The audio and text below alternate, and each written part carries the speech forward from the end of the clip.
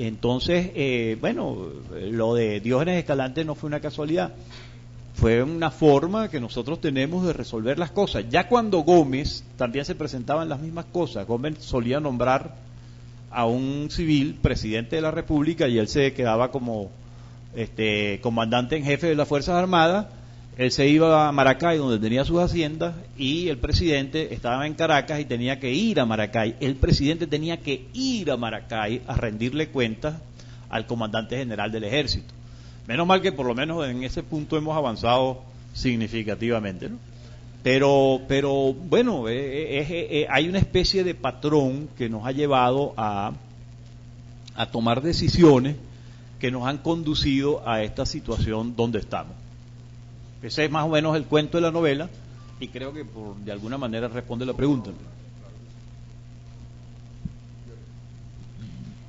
Bueno, la política es como el protagonista de esta novela. Uno piensa que el protagonista es Diógenes Escalante, pero no, es la política venezolana o Venezuela la gran protagonista de esta novela.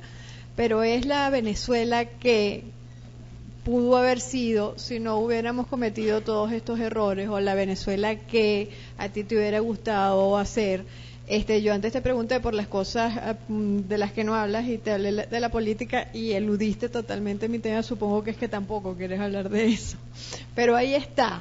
Pero además es una Venezuela vista desde el punto de vista político, es como, o sea, por ejemplo, hablas de Venezuela como en Venezuela todas las cosas se tuercen, es un país forjado a golpes de hacha y machete, todo es un largo y doloroso enredo. Siempre necesitamos a alguien que nos saque del atolladero en que nos había metido la historia. Todas estas son frases de la novela. Tú de verdad tienes una visión tan, yo sé que históricamente es muy correcta, pero tan negativa de lo que ha sido nuestra historia política, y tú crees que estas malas escogencias la han determinado, o es como un predeterminismo histórico que nos hace escoger a la gente que nos haga peor. Bueno, definitivamente hay un patrón marcado de que nosotros, es decir, la élite, en cualquier ámbito, en el político, en el ámbito de las asociaciones civiles, en el ámbito universitario, es decir, hay una forma de tomar decisiones que nos hace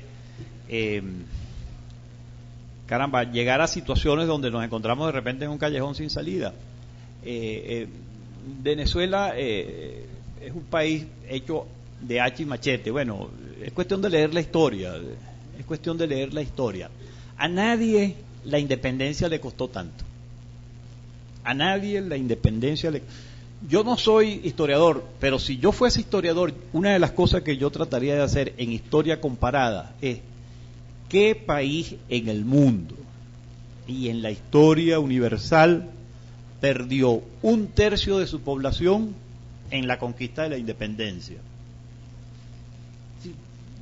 Es que si la independencia la peleáramos ahorita serían 10 millones de muertos, es decir, eso es una cosa que hay que pensarla. Nosotros, para independizarnos de España, perdimos 1/3 de la población, la mitad de las tierras cultivables, 2/3 partes de las cabezas de ganado existentes, es decir, el país quedó devastado porque nosotros queríamos independizarnos de España. Ahora, ¿cuál fue el gran salto que dimos en comparación con otros países que esperaron, que lo hicieron de otra manera, que negociaron su independencia? Es decir, Canadá, por ejemplo, pues. Australia, pues. Yo creo que le fue Brasil, es decir, no hay que ir muy lejos, al lado tenemos un ejemplo, Brasil. Entonces, nuestra visión de las cosas y nuestra forma de enfrentar las situaciones que se nos presentan, porque existirá, es una pregunta, pero existirá una sociedad donde no haya los problemas usuales, pues, que siempre pasa, pues.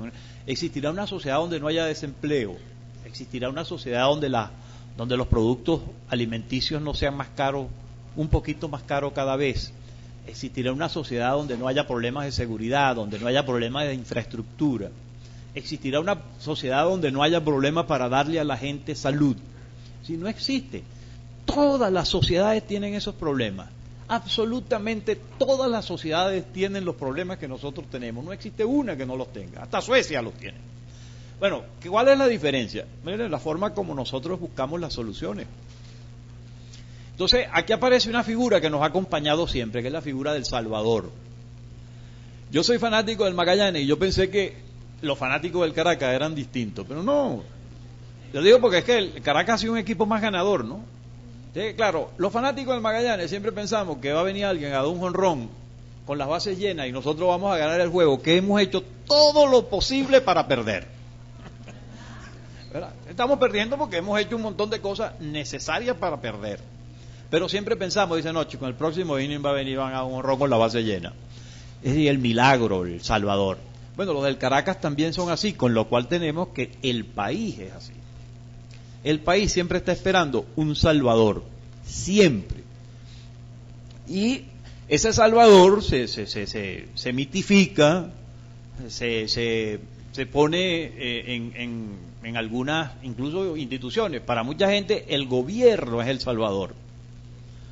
Yo estaba viendo una señora que ahora se le cayó su casa, pues. Entonces la señora dice, bueno, señora, sí, mi casa se me cayó. Y usted, bueno, yo quiero ahora que el gobierno venga y me resuelva mi problema.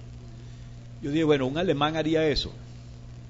Un alemán de verdad diría, bueno, ahora viene el gobierno a resolverme mi problema. Yo lo dudo mucho.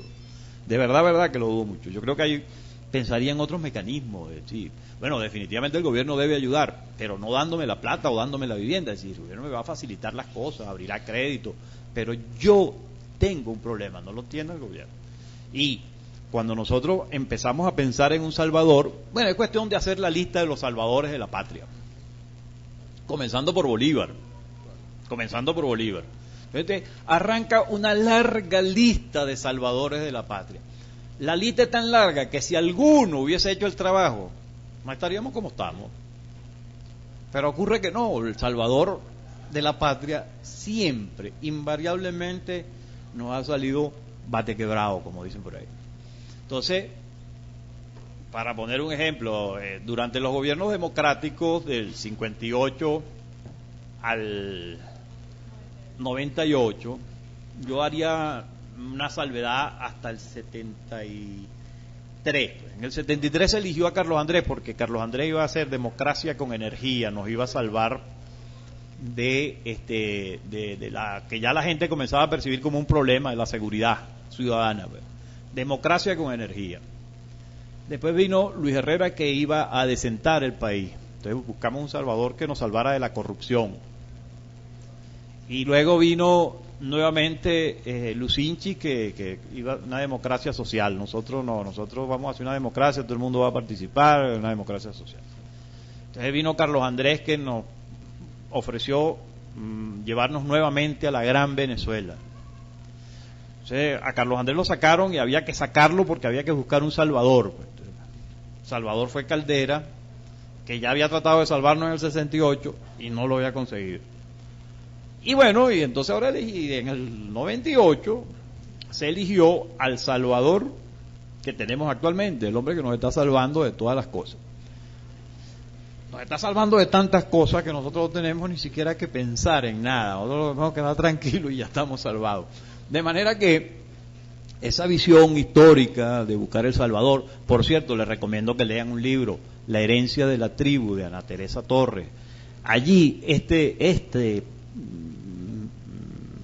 digamos, esta especie de enfermedad psicosocial de los venezolanos está largamente explicada y sustentada con ejemplos, etcétera, etcétera. Entonces, ¿qué fue Diógenes Escalante? Un salvador. ¿Y qué es lo que ha pasado con los salvadores? Bueno, que han fallado. En el caso de él, la falla da para escribir una novela. ¿Por qué? Porque la falla de él es trágica. Es trágica en lo personal.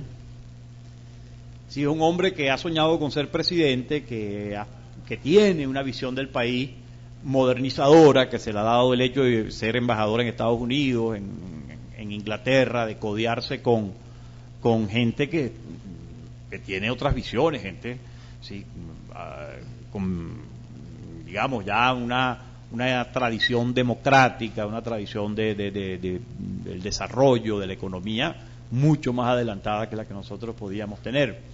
Entonces, este hombre quiere ser presidente, él descubre, porque él lo sabe, desde comienzo del año 45, él ha perdido el sueño y ha tenido alucinaciones. Y de acuerdo con los psiquiatras, con los que hablamos para esto, los enfermos como él tienen la capacidad de darse cuenta de que se están volviendo locos, de que están perdiendo la razón, de que no hay algo que está funcionando. Entonces, es un poco como una carrera, es decir, este señor que quiere ser presidente y que sabe que se está volviendo loco, le dice, mira, tú vas a ser presidente dentro de 8 meses, 10 meses.